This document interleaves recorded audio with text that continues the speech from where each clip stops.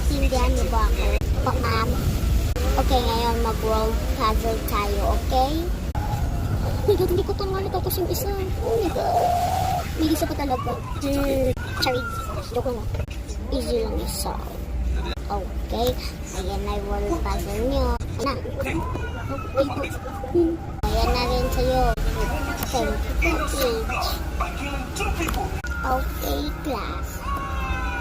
Itong isa sa akin na to.